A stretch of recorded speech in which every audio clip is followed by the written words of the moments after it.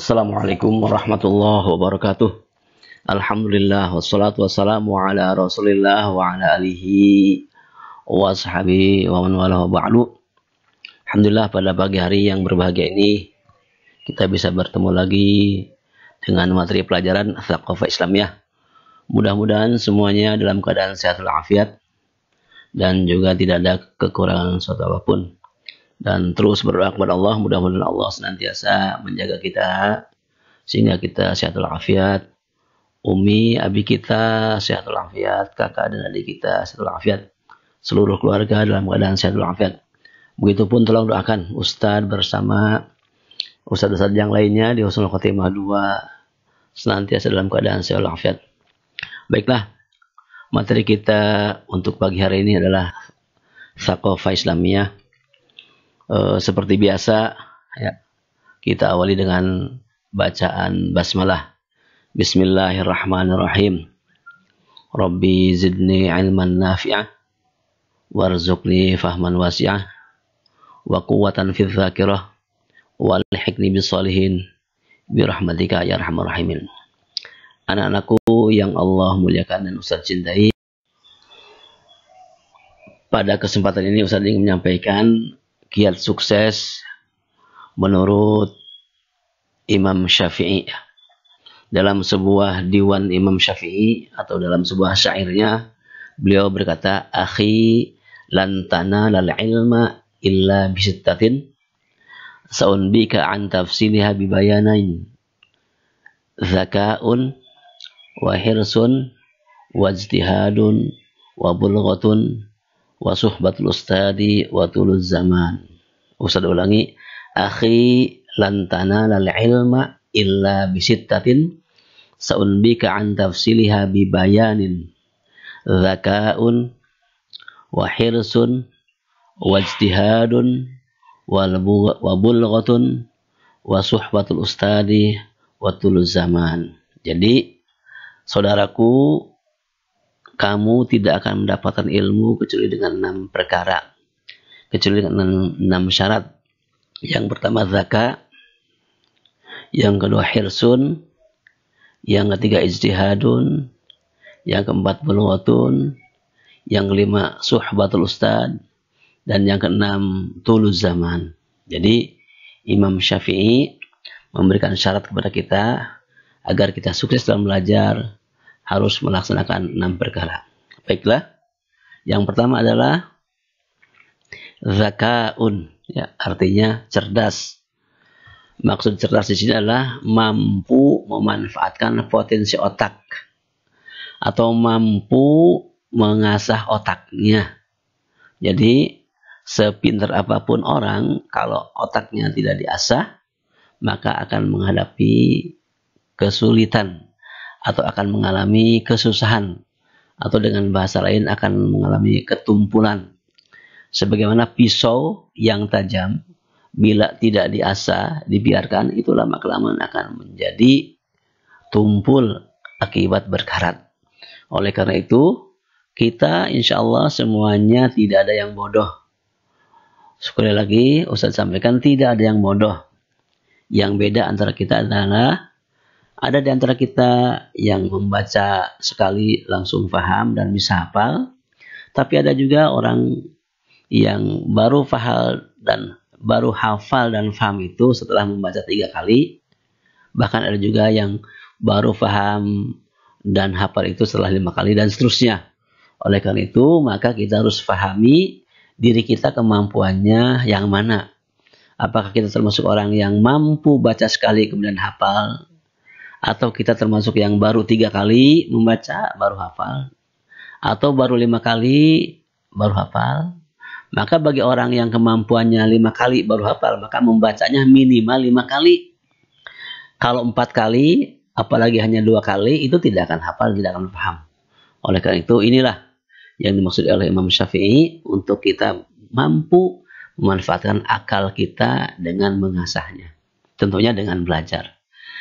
Yang kedua, hirsun, rakus. Rakus itu merasa tidak puas dengan ilmu yang ia terima, dengan ilmu yang miliki, sehingga terus berupaya untuk mencari ilmu lagi. Jadi Allah melalui Rasulnya membolehkan kita bersikap rakus dalam hal ilmu, termasuk dalam hal amal atau ibadah. Kecuali dalam harta nggak boleh rakus. Jadi sekali lagi, kalau kita sudah belajar dan bisa satu ilmu, maka kita harus menambah ingin ilmu yang lainnya. Baik, yang ketiga ijtihad atau sungguh-sungguh ya. Senantiasa bersemangat dan tidak bermalas-malasan.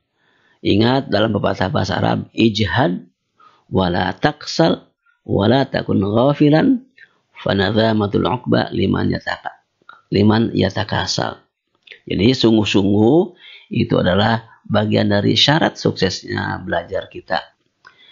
Yang berikutnya yang keempat adalah bulughah. Bulughah ini sarana dan prasarana. Jadi senantiasa menyediakan sarana yang dibutuhkan untuk belajar. Jadi kalau antum belajar perlu catatan, maka harus dimiliki buku. Ya. Kalau antum belajar karena sering lupa, maka harus memiliki bukunya, buku materinya.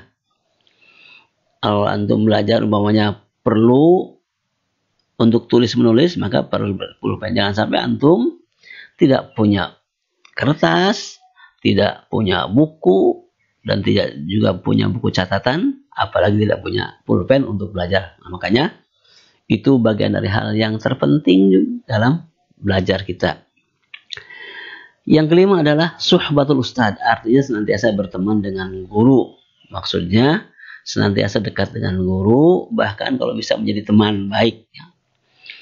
Bergaul dengan guru tentunya dalam rangka mencari ilmu. Syukur-syukur mencari tambahan ilmu yang sudah kita miliki sebagai penambahan keilmuan kita.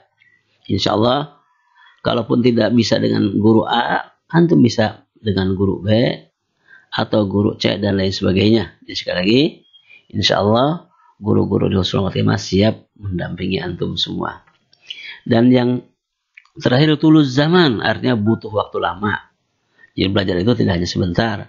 Masih ingat kan Ustaz sampaikan, orang itu atau manusia itu untuk bisa jalan kaki butuh waktu sekitar minimalnya 360, bahkan ada yang sampai 700 hari ya. Jadi hanya untuk belajar jalan kaki. Begitu juga untuk belajar makan sendiri, itu butuh waktu 5 tahun. Bahkan ada di antara antum yang bisa makan sendiri itu setelah keluar dari SD ya. Karena tidak sedikit anak-anak sekarang makannya masih disuapin oleh uminya atau oleh bibinya. Oleh karena itu, belajar juga butuh waktu. Bahkan kata bahasa Inggrisnya long life education ya. Pendidikan atau belajar selama hidup. Baiklah, kita ingin mengingatkan kembali tentang bagian pertama dari buku ini adalah komitmen Muslim kepada Islam. Insya Allah semuanya sudah hafal. Dan ini sengaja Ustaz ulang-ulang agar menjadi satu komitmen kepada kita dan upaya untuk berupaya melaksanakannya secara praktek keseharian. Yang pertama, saya harus mengislamkan akidah saya. Ini sudah dibahas, ada 19 poin. Yang kedua, saya harus mengislamkan ibadah saya. Ini juga sudah dibahas, ada 7 poin.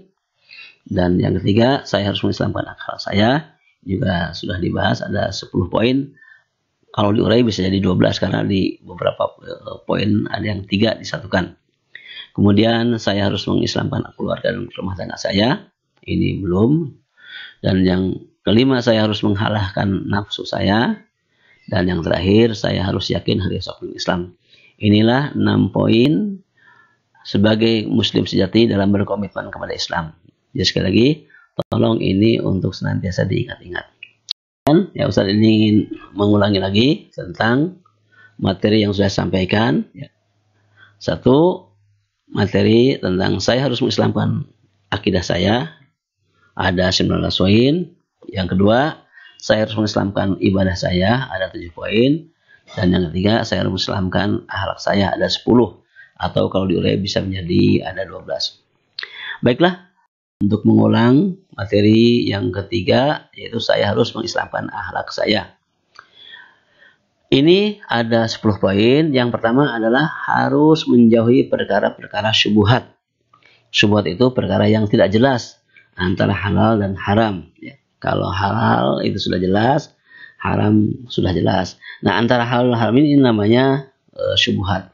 Dalam sebuah hadis yang insya Allah antum juga mudah sudah hafal, Rasulullah SAW bersabda, al halalu bayyinun wal haramu bayyinun wa bainahuma umurun mushtabihatun, ya, la ya'lamhunna katsirun minan nas.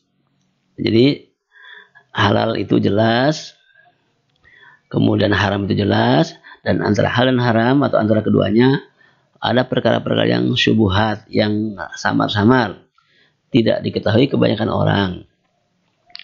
Maka Rasul melanjutkan, faman ittaqa asyubuhat istabra'a li dinihi wa 'irdihi wa man waqa'a fi syubhat waqa'a fil haram. Jadi barang siapa yang berupaya untuk meninggalkan syubhat, maka dia telah terbebas sebagai upaya menjaga dirinya dan menjaga kehormatannya. Dan barang siapa yang terjerumus dalam kesyubhatan berarti dia terjerumus dalam haram. Jadi sekali lagi, status hal syubhat itu Rasulullah menyatakan adalah perkara yang haram.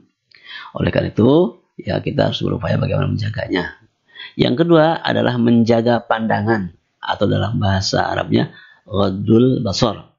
Bisa dilihat dalam Al-Quran surat An-Nur ayat 30 dan 31. Qul wa kullil mu'minina yaghuddu min absarihim. Dalam ayat berikutnya, wa kullil mu'minati yaghuddna min absarihinna. Dan sampaikan, katakan ya Muhammad kepada orang-orang beriman laki-laki untuk menjaga pandangan. Dan sampaikan wahai Muhammad kepada mukmin perempuan untuk menjaga pandangan. Bahkan dalam hadis lain Rasulullah SAW menyatakan, an-nadratu sahmun min sihamil iblis. Jadi pandangan adalah merupakan anak panah, ya, anak panah dari anak panahnya iblis, ya. Oleh karena itu ya kita harus berupaya bagaimana untuk menjaga pandangan. Berikutnya yang ketiga adalah menjaga ucapan, atau bahasa Arabnya hifdzul lisan, ya. Jadi sekali lagi Rasulullah SAW menyatakan dalam sebuah hadisnya, man kana yu'minu billahi wal yawmil akhir falyakul khairan aw liyasmut. Jadi barang siapa beriman kepada Allah dan hari akhir harus berkata baik, kalau tidak bisa ya diam. Jadi sekali lagi kita harus berupaya bagaimana menjaga ucapan kita. Bahkan dalam bahasa Indonesia kita, mulutmu harimaumu. Yang keempat adalah memiliki rasa malu, ya. Malu itu adalah bagian dari sepada iman, ya. Dalam sebuah hadis Rasulullah SAW menyatakan al-haya'u minal iman, bahwa malu itu adalah sebagian daripada iman. Artinya orang-orang yang beriman akan memiliki rasa malu untuk melakukan hal-hal yang dilarang Allah dan untuk meninggalkan hal-hal yang diperintahkan Allah. Ya, sekali lagi, malu di sini bukan malu dalam hal-hal yang salah, ya. Seperti mohon maaf nih, tatkala antum disuruh coba ke depan, Ustaz malu, ya. Nah, itu bukan itu tempatnya, ya. Kemudian antum mengambil dalil al-hayya minal iman, ini satu hal yang salah. Baik, yang kelima adalah lapang dada dan sabar, ya. Lapang dada di sini artinya tidak nggerutu, ya. Tidak ada dendam, ya. Jadi antum harus salamatus sadri, ya. Bahkan Imam Hasan al-Banna menyatakan ukhuwah yang paling minimal itu adalah memiliki lapang dada, ya.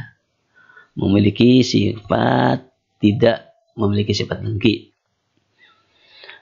Ukhuwah yang paling tinggi adalah al-ithar, ya, mendahulukan orang lain.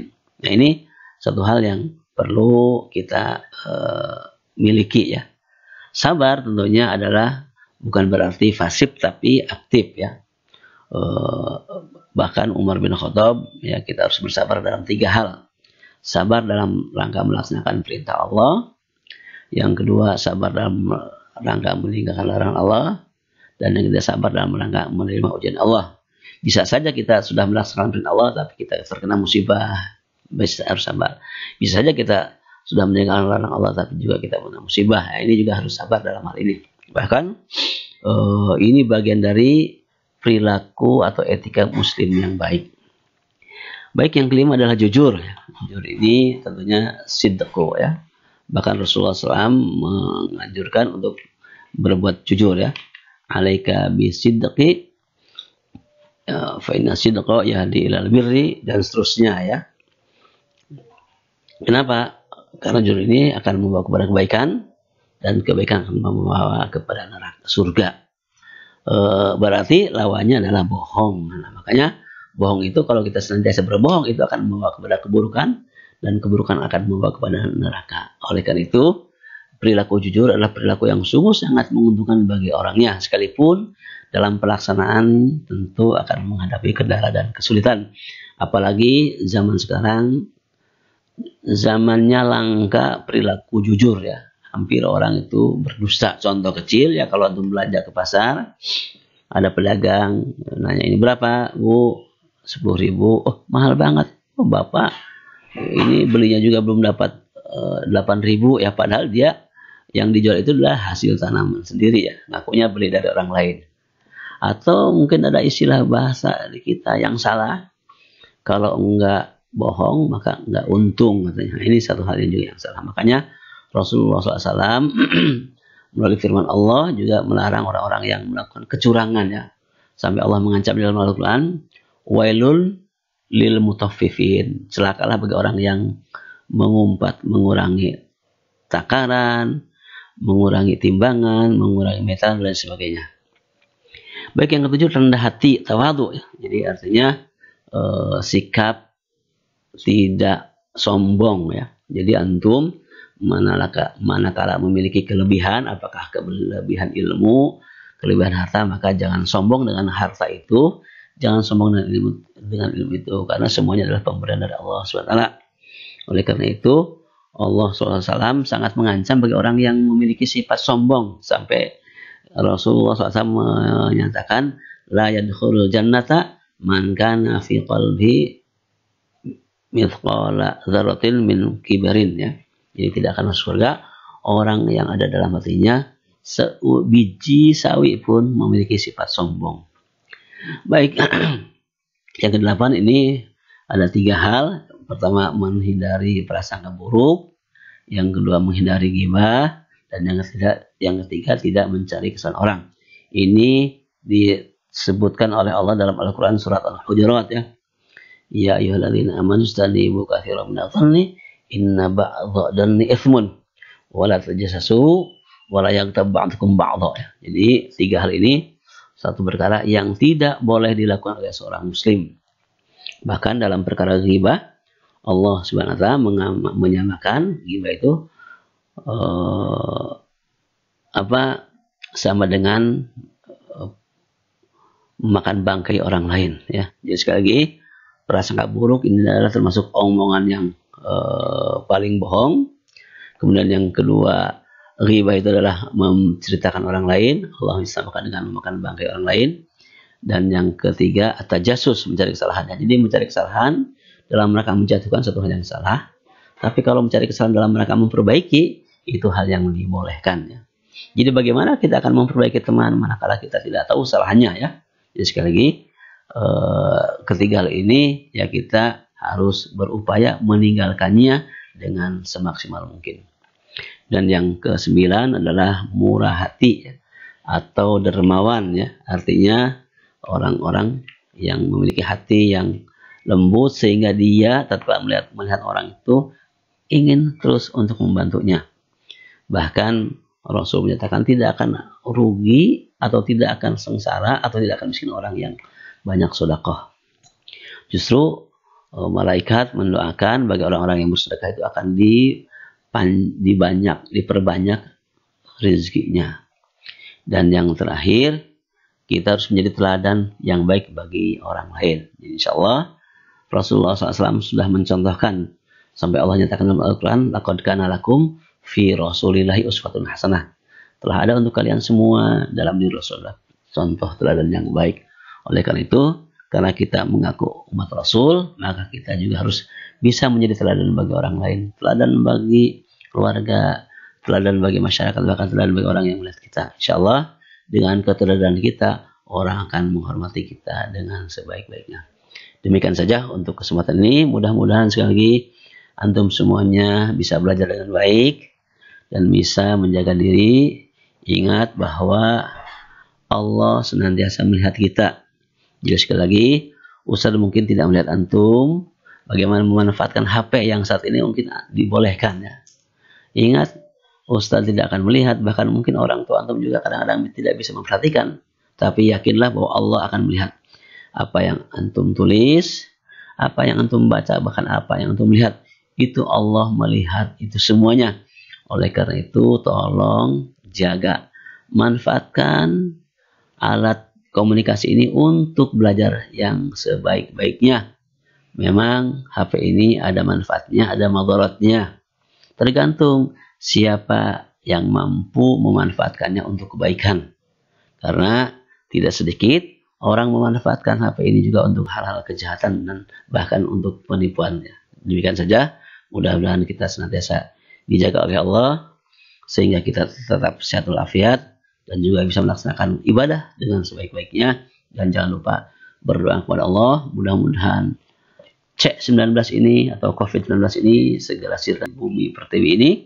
Dan juga tolong doakan mudah-mudahan orang tua kita senantiasa diberikan kesehatan, diberikan rezeki yang banyak dan berkah. Serta tolong doakan Ustaz dan semua di sini tetap sehat walafiat dan juga diberikan kesabaran, ketabahan dalam menghadapi kondisi seperti ini. Demikian saja. Selamat belajar, semoga sukses selalu. Amin Allahumma amin. Kataballahu lakumun najah. Amin ya rabbal alamin. Assalamualaikum warahmatullahi wabarakatuh.